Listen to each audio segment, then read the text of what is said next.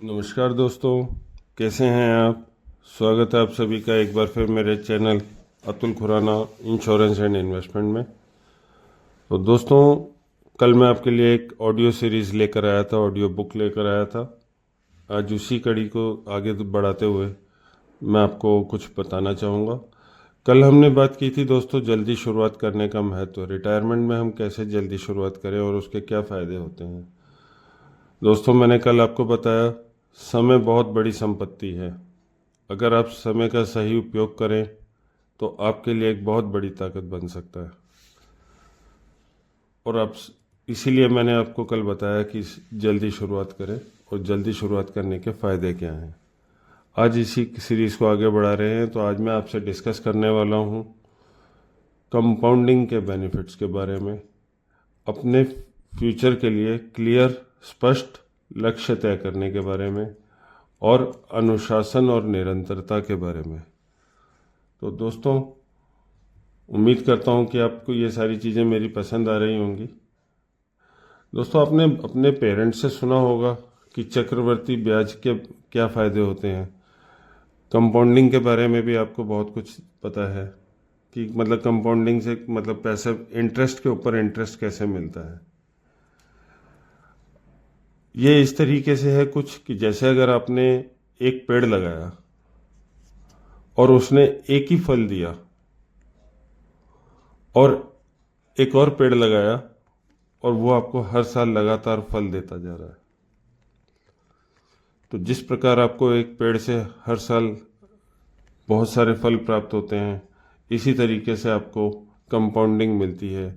यहाँ इंटरेस्ट के ऊपर में इंटरेस्ट मिलता है। एक एग्जाम्पल से आपको और समझाता हूँ। मान लीजिए एक एक्स पर्सन है जिसकी उम्र 20 साल है और उसने अपनी 1,000 रुपये की बचत की और 8% सालाना के ब्याज से उसने बचत की।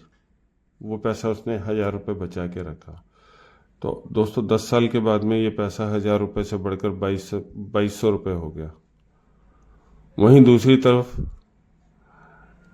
30 साल की एज में उसी के फ्रेंड ने 1,000 रुपये बचत की, लेकिन उसको टाइम पीरियड उसने कम टाइम पीरियड के लिए पैसा इन्वेस्ट किया और उसका ये पैसा जो है बढ़कर 1,100 रुपये ही हुआ।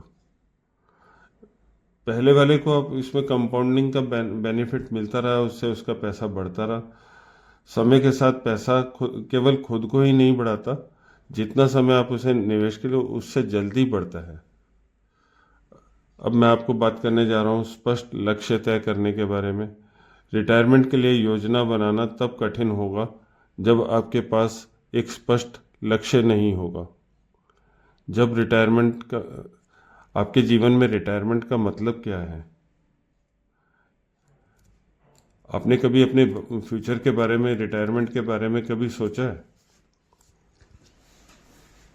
दोस्तों, मैंने कल भी आपको बताया था कि है ना, रिटायरमेंट की प्लानिंग हमें अपने बुढ़ापे में जाके नहीं करनी होती।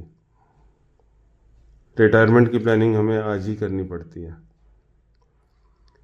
जब हमें प्यास लगती है तब हम कुआं नहीं खोदते हैं दोस्तों। कुआं आज ही खोद के रखेंगे तो जब प्यास लगेगी तो समय समय पे पानी निकाल कर हम पीते रहेंगे और उससे हमें कभी उसकी कमी महसूस नहीं होगी। पानी की कमी महसूस नहीं होगी, अपनी ज़रूरत की कमी महसूस नहीं होगी। जब हमारी ज़रूरत है हम तुरंत उसे पूरा कर पाएँ और अच्छे से पूरा कर पाए। यही एक बेहतर प्लानिंग है, यही एक बेहतर लक्ष्य है। यही हमें तय करना है कि हमें अपना फ्यूचर कैसा चाहिए। अब बात करते हैं दोस्तों अनुशासन और निरंतरता की। तो दोस्तों, सफलता की कुंजी लगातार प्रयास में है। जब आप किसी चीज़ को लगातार करते हैं तो सफलता स्वाभाविक रूप से मिलती है। मैं अब आपको यहाँ पे एक छोटी सी चींटी की कहानी सुनाता हूँ और एक बरसाती जो कीड़े होते हैं उनकी कहानी सुनाता हूँ। एक बार चींटी और बरसाती कीड़ा अपने अपने काम में घूम रहे, मतलब काम से बाहर निकले। बाहर मौसम बहुत बेहतरीन हो गया, बरसात का मौसम। तो चींटी फटाफट भागे जा रही है, भागे जा रही है, भागे जा रही है और अपना भोजन इकट्ठा कर रही है। वहीं दूसरी तरफ जो बरसाती जो कीड़ा था, वो नाचने गाने एंजॉय करने में लगा हुआ था। उसने चींटी को देखा और बोला चींटी से, चींटी तुम क्यों इतनी मेहनत कर रही हो? तुम्हारे यहाँ अन्न का भंडार पड़ा हुआ है, किस चीज़ की कमी है? तुम क्यों इतना भोजन इकट्ठा करके अपने पास में रखने में लगी हो? चींटी ने उसकी बात पर ध्यान नहीं दिया और अपने काम में लगी रही। आपने भी देखा होगा दोस्तों, अगर चींटी अपनी कहीं जा रही होती है, आप उसके आगे कुछ रख दो तो वो अपना रास्ता बदल लेती है और दूसरे रास्ते से जाने की कोशिश करती है। फिर उसके आगे कुछ रखो, फिर से रास्ता बदलेगी। इसी तरीके से आपकी लाख कोशिशें करके देख लो, वो ज़्यादा से ज़्यादा क्या होगा, जो आपने उसके आगे रखा उसके ऊपर चढ़ के निकल जाएगी, लेकिन वो अपने लक्ष्य की तरफ जरूर जाती है। वहीं बरसाती कीड़ा जो वहाँ उस समय मौज ले रहा था, एंजॉय कर रहा था, वो अपना भोजन इकट्ठा नहीं कर पाया। और जब बारिश आई तो उसे अंदर रहना पड़ा, वो बाहर जा नहीं पाया। कभी भूख से तड़प कर, कभी किसी तरीके से वो अपनी मौत स्वाभाविक मर गया। तो दोस्तों, जहाँ पे वो किसी तरीके से तड़प कर अपनी मौत स्वाभाविक मरा, वहीं दूसरी ओर वो चींटी जिसने अपने उस समय में जब भोजन इकट्ठा करके रखा था बरसात के टाइम पे, वो अपना आराम से उसी भोजन से अपना परिवार का गुजर बसर कर रही होती है। तो ये बहुत इम्पोर्टेंट चीज़ें हैं दोस्तों। ये सारी कहानियाँ हमें एक बहुत बड़ा सीख देती हैं, बहुत अच्छी सीख देती हैं। हमें भी सोचना चाहिए कि यार कैसे हम अपनी पैसे की आज छोटी छोटी पैसा बचाने का मतलब ये नहीं है कि आप अपनी आधी सैलरी बचा दो, आधी इनकम बचा दो, या पूरी सैलरी, या अपने खर्चों से कॉम्प्रोमाइज़ करो, अपने सारी चीज़ों से कॉम्प्रोमाइज़ करो, अपने शौक़ पूरे मत करो। आप सब कुछ करो दोस्तों, एक छोटी सी चीज़ से अगर बचाना शुरू करेंगे वो भी काफ़ी है। लक्ष्य को पाने के लिए ना सिर्फ एक हल्की सी पहल जरूरी है। आपने वो एक मूवी तो देखी होगी, भाग मिल्खा भाग। मिल्खा सिंह रेस में क्यों जीता? जीते तो सारे ही थे, कोई किसी रैंक पे, कोई किसी रैंक पे, कोई किसी रैंक पे, लेकिन मिल्खा सिंह का नाम आगे क्यों आया?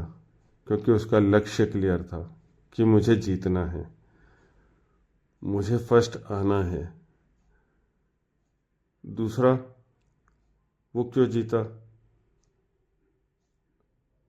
क्योंकि उसने अपना पहला कदम उस जीत की ओर उठाया। अगर जब वहाँ पे फायर होता है और रनर अपना दौड़ना शुरू ही ना करे तो वो कैसे जीतेगा? जीतने के लिए दौड़ना पड़ेगा, दौड़ने के लिए पहला स्टेप उठाना पड़ेगा, पहला स्टेप उठाने के लिए पहले डिसीजन लेना पड़ेगा, अपना टारगेट क्लियर करना पड़ेगा, अपना लक्ष्य क्लियर करना पड़ेगा। जितने जल्दी स्पष्ट आपके लक्ष्य होंगे, जितनी ऊंची सोच आपकी होगी, जितना बड़ा आकार आपके सपनों का होगा, जितनी बड़ी फैसले आप ले पाएंगे, उतनी जल्दी कामयाबी आपके पास आपको सलाम करते हुए दौड़ती चली आएगी। धन्यवाद दोस्तों, आज की सीरीज़ में बस इतना ही। फिर आपसे मिलते हैं अगली सीरीज़ में। तब तक के लिए खुश रहिए, स्वस्थ रहिए और अपने परिवार को हमारी तरफ से बहुत बहुत दुआएं दीजिए। Thank you.